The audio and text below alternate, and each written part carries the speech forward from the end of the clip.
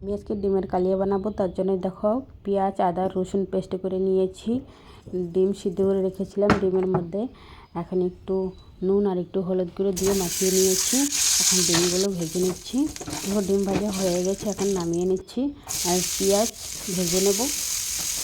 দেখো পেঁয়াজ ভাজা হয়ে গেছে, পেঁয়াজটাও এখন নামিয়ে নেব। অল্প কালো জিরে দিব, কালো জিরে দিয়ে পেস্টটা দিয়ে দিব। পেস্ট দিয়ে দিলাম। এখন একটু নুন আর একটু হলুদ গুঁড়ো, একটু লঙ্কা গুঁড়ো, জিরের গুঁড়ো আর একটু জল দিয়ে মশলাটা ভালো করে কষিয়ে নেব। এখন মশলা কষানো হয়ে গেছে, এখন আর একটু জল দিয়ে দিব। ঝোল ফুটে গেছে দেখো।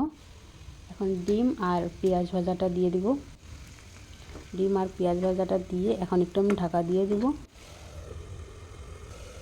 ঢাকা উল্টিয়ে এখন আমি নামিয়ে নিয়েছি।